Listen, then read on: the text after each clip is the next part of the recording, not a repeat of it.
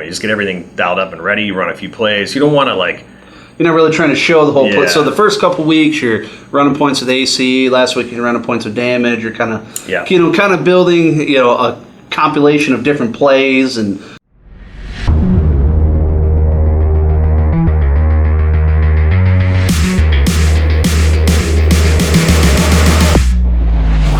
Hey guys, what's going on? It's Joe and Lone Wolf Paintball back again with Travis. Today we're picking his brain. We're asking him some of paintball's kind of top questions. He's been around the game for a long time, so kind of pick your brain about being a pro and different questions and things like that. So sure, yeah. What do you got, man? So the number one question everybody wants to know is how do I become a pro paintball player? Not D3, not D4. I'm not telling grandma I'm a pro. It's how do I become a legitimate pro in the NXL and all the other top leagues? So there is no like fast track way. I mean, it's the pros that have made it to the pro division are guys that have all been playing for years and years because that's what it takes to be a pro. Is to everybody has gun skills and everybody has guys are fast. Yeah, they're all fast and athletic. It's just, have you seen this situation X amount of times? Yep. Have you corrected it? Have you perfected, this scenario? So anyways, the best way to get pro is to honestly play a ton of paintball, get on the best teams you can play on, and then have the best team you can play on the next best team you can find so that you're constantly playing up.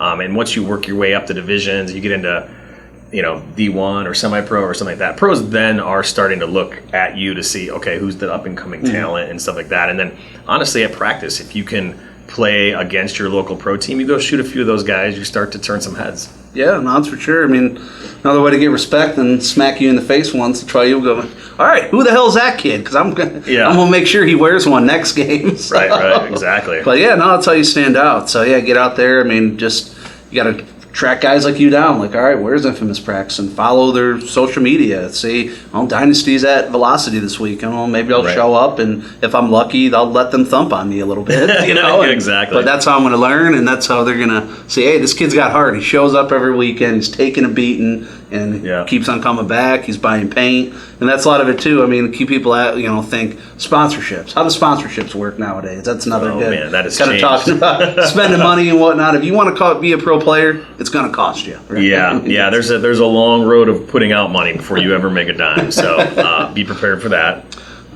We all love the game, so we're that's why we're in it. But at the same time, it is nice to get to the certain level where sponsors start to kick in and help you out with gear or whatever it might be. However they're helping you just to pay the bills. So is the best way to get a sponsor to go to the sponsor and say, hey, guess what? I've started a team. We're here. Gimme. Is that typically how it goes? That's the best way. I mean, that's usually like, guess what, guys? I have arrived. Your local D4 player is now here. Congratulations. Start shipping. What's free? Is that how it rolls in or not quite? Or? No. So the best way to do it is to legit make a name for yourself. Believe it or not, sponsors want to give stuff to teams, but to teams that have like a big following, that are doing positive things in the paintball community. They're out, doing clinics or helping young players grow. Like that's the kind of things that sponsorships want to see. They want their guys that are good influences, guys that can be an ambassador to their brand, guys that bring something to the table. And I think social media nowadays, that's something you guys have done incredibly well. I remember you telling me that they did a survey and you guys were leveraged as the most influential team in the league. Right. Because you guys kill it with social media, so that's something maybe these guys might want to start to think is building a team page and actually kind of... Right. Yeah, like sponsors are really looking, they're a brand at some point, right? So they have products and they're a business, so they're trying to make money, and of course they're gonna put their money, their marketing dollars to somewhere where they think they can get a return on it. So you have to be a section of that marketing arm. Yeah, an influencer. I mean, someone that can carry a little weight. So, right. But again, it's putting in the work, putting in the hours at the field, putting in the dollars, buying equipment, putting in the time to promote your team, build them up, do positive things in paintball. So a lot of work to a lot of work to get to this point. So. Yep. Posting pictures of yourselves getting high and drinking in the staging area is not going to entice a sponsor. No, that's not going to get you a sponsor. That's not going to get you on a pro team. It's pretty much just going to that's for your buddies, really. That's all. Yeah. Now we have touched on it in previous Momo videos. I want to see if Travis's answers are similar. So, as a budgeting team, what can they do to cut the costs of playing paintball a little bit, make it just slightly more affordable? I mean, when we were coming up, we all stacked like 9 guys in one hotel room, these type of things. Obviously, drive to everywhere. You don't have to like get on a plane and fly to, AC Dallas and Dallas. You can go to the closest place you can get to in a carpool and make it happen. You can do things at home like drills, these type of things. But I mean, you still need, to be shooting your gun and paint and stuff like that to get the true effect of figuring it out. But those are a few things you could do.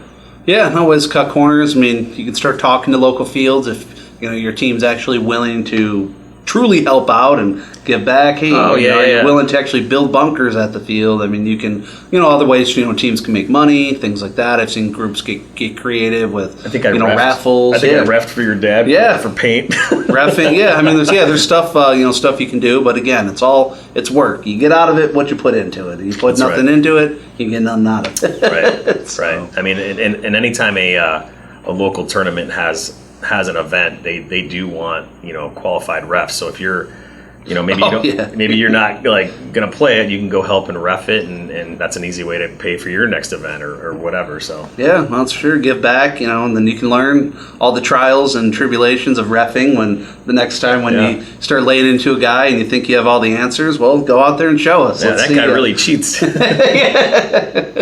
So.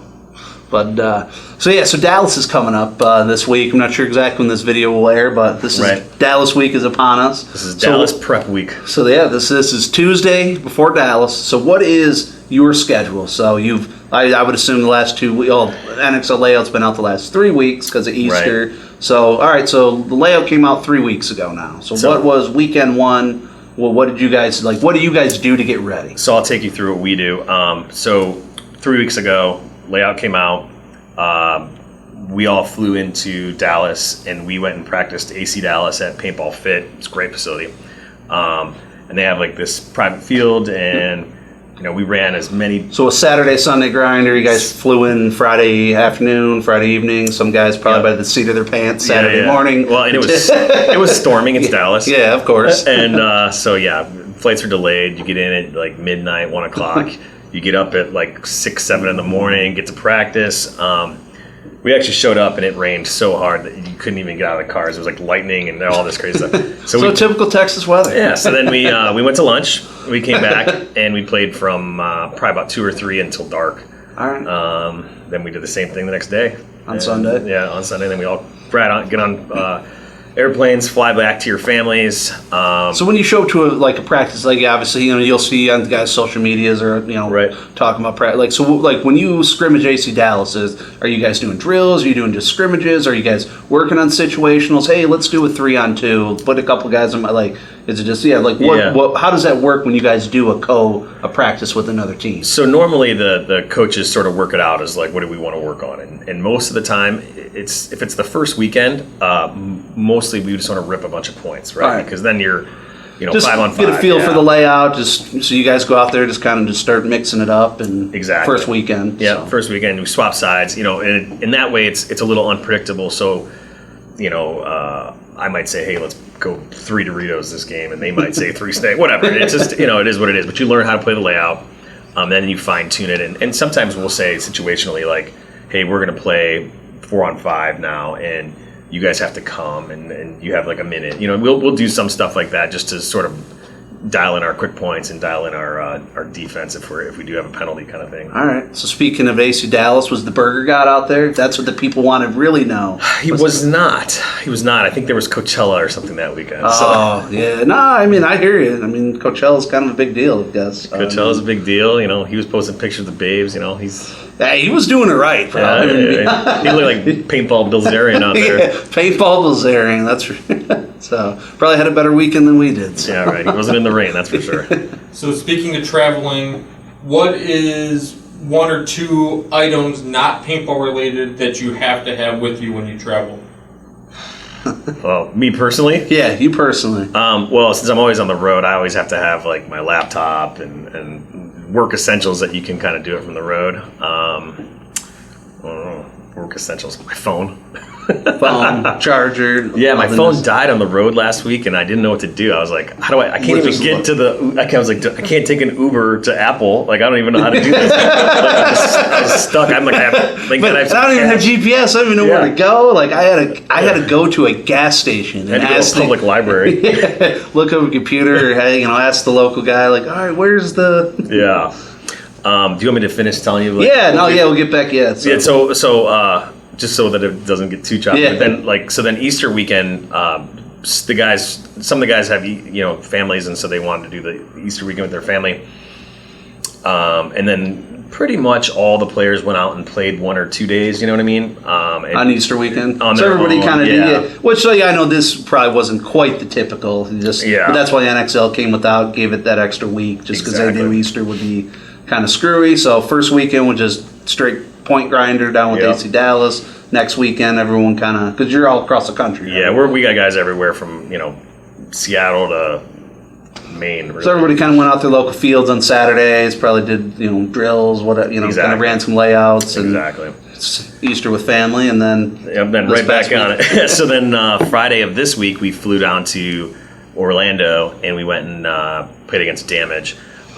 And Damage is obviously a little different style than AC Dallas. What I do like about both of them is you get this two unique looks. Yeah, because one team's going to play differently. So I mean, what have you noticed about AC Dallas? Are they kind of more of an aggressive, fast? They have picked up some dudes that are more aggressive, but typically they're very like zone control, and they're they're very methodical, and it's successful, and they're good at it. But they're like intense about the bounce shots and all that cool stuff. So like you do learn stuff there, but it's a completely different mindset when you go down to Tampa and you've got Keith Brown and Chad just sprinting everywhere and flying around the field. So it's a little Tim different. Montrosser, season back. Yeah, right. And also the other difference too is like now we're on grass versus turf, so that makes a big difference for shooting on the break and some stuff like that. So that was a great practice. It was sunny, it wasn't pouring rain. And same thing, we fly in Friday night, up early, practice all day Saturday, practice all day Sunday. We fly back Sunday night. We're home. Everyone's home for like 2 days, and then we go back on tomorrow, Wednesday. Yeah. And, so you come home on late Sunday night, do a little work on Monday. Tuesday you get to come here. Yeah, Game of Thrones was on, so we had to go back and watch that. I mean, it was intense. So getting ready. So tomorrow you'll fly out. Does the rest of the team? Will they all get in there on Tuesday as well, or Wednesday? Sorry. Yeah, pretty much everyone lands Wednesday night. Maybe one guy or so will get in on a Thursday morning, and then we have basically a 1 to 2 hour practice slot on Thursday. So what that practice really does is you're at the actual site. Yep. So you put the guns together, you're chronoing them, you're shooting the actual event paint because it's it's a little different than practice paint normally, and you just get everything dialed up and ready. You run a few plays. You don't want to You're not really trying to show the whole play. So the first couple weeks, you're running points with AC. Last week, you're running points with Damage. You're kind of building, a compilation of different plays, and by this time you're like, all right, but you're not. At this point, you're not throwing them out, and now it's like you're kind of no.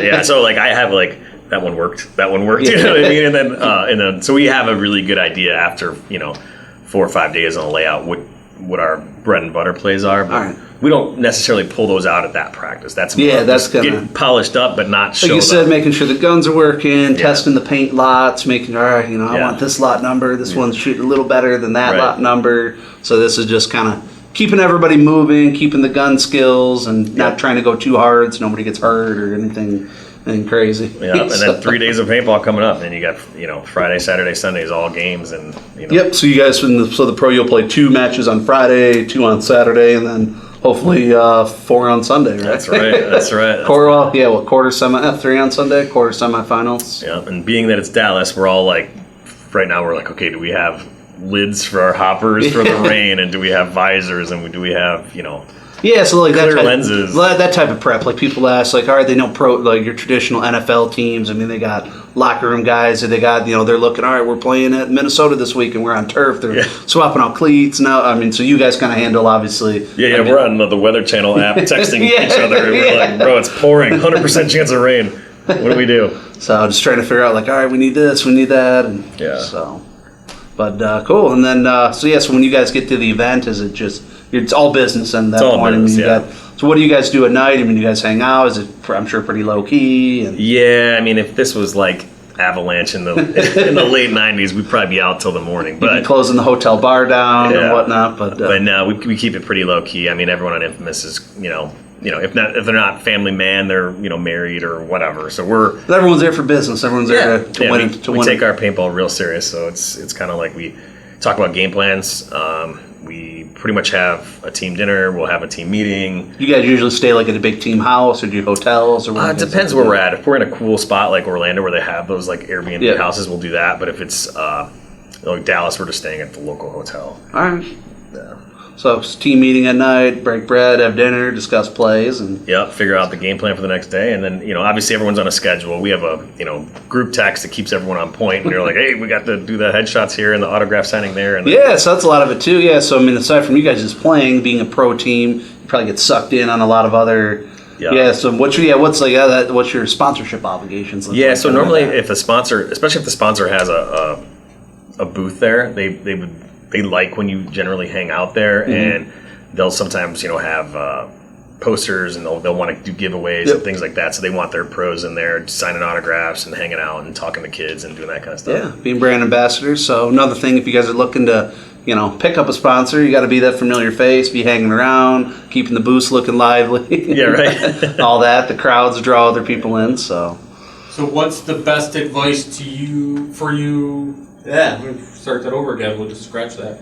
What is the best advice you have to somebody that's either thinking about starting paintball or to convince more people to come and try the sport of paintball? Like, how would you get new players in? What's a strategy you think is beneficial? Well, I mean, I think paintball is obviously like an adrenaline sport, and it's super fun, right? So, like, once you play, you're like hooked.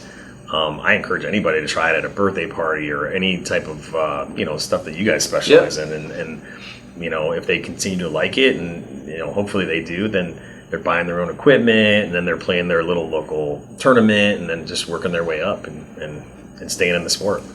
Nice. Are you the tech guy on the team? No, I'm not the tech guy. So you can't explain to me what dwell is? I kind of know what it is, but it's not. That's how long the valve stays open, but. So what's everyone's like role on the team? Yeah, that's kind of a cool question. Like, okay. So who's like like Dynasty back in the day? They had like Rodney, Squires, right. and what's everyone's dynamic? Like, all right, who's the tech guy? Who's the cool guy? Who's the I don't know. Like, if you got to typecast everybody, like.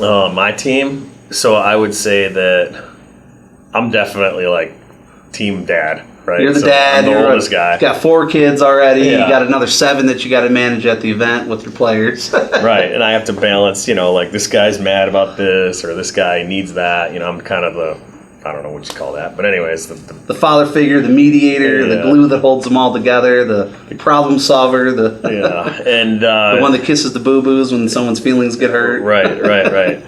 And then you have we have some of the veteran guys that are there as straight veteran leaders, like Cody Mikowski, who's been playing pro for a lot of years. Drew Templeton, same thing. I mean, people look up to those guys because they've been around for 100 years. Thomas Taylor, another one. How long has that guy's been playing Snake forever? I know. How many years has he got left? We've talked about it. I said he thinks he's got this year and maybe one more. I mean, who knows? Like, he's got the bug, so you never know. But I think he's got a couple left. Kevin, Callie Rudolph, he's a veteran now. Because has he been on Infamous since he wasn't on the very, very day one squad, but he's been there pretty close. He's definitely the longest standing member of the team right now. Yeah, aside from yourself, obviously. Because Callie, I remember shit. I mean, he was just a boy. I know. He's still just the size of a little baby compared to me, but. He's got those small hands. Yeah, you pick him up, toss him on his shoulder, burp the little guy. And Yeah, you did. You took him out and burped him one night. oh yeah, whole Cali got burped. That's for sure. We'll definitely save that for the after show. Oh, that's an after show. Okay. You You got to be behind the paywall to hear that story. Yeah, you don't want to be a general at Lone Wolf unless you're ready. It's a lot of obligation. But who else? You got. So I guess different roles in the team. Like Callie just takes it upon himself because he does a lot of social media in real life. So he does a lot of our like posting and takes videos and social media. And we do have a couple creative guys. Drew's also very creative. Brett and Sean, they're new in the past year or so, and they're also come from the East Coast, so they bring that East Coast flavor. All right. And they also help out with the squad. Who am I missing here? We got Nate, Nate from the Northeast. All right. And he brings, I don't know, some yoga and some mothballs and weird stuff. So who's the party guy? Who's the one guy we're going on tossing beers with? Probably you. Probably me. He's the only one I know that can hang with me, man. Because the mother cats, man. Yeah, I know. And Rodarte is from Chicago. He had like 2 beers at practice last weekend. I mean, he could barely make it to the plane. So I got some lightweights, but that's good, probably. Yeah. Keep them focused and dialed in. So. Yeah, I don't want kids that can hang with me. Yeah, that's the old days, Chris and Rocky. Yeah. Although Sean can party pretty hard. Sean Wyatt parties pretty hard. Sean Jean, actually, Sean Jean's a federally licensed alcohol disposal unit. Yes. He's got the Canadian blood, which I think there is a little just beer. Yeah, beer Canadian in blood, it's like Labatt Lights. Yeah, I think. All right, so these are taking a certain spin. Definitely going to do a little bit more in the after show. I think I saw a guest that might pop in for that one too. Where can they find out more about Infamous and you, Travis? InfamousPaintball.com or any of our like social media stuff. And then Cool. Yeah, and always, LoneWolfPaintball.com. Check out the JerkyDen.com. Go to the online store for both. Subscribe to the YouTube, Instagram, all that. See more footage with these guys. So That's right. all right, Thanks here's for some having me. drinking stories in the after show. Patreon.com, LoneWolfPB.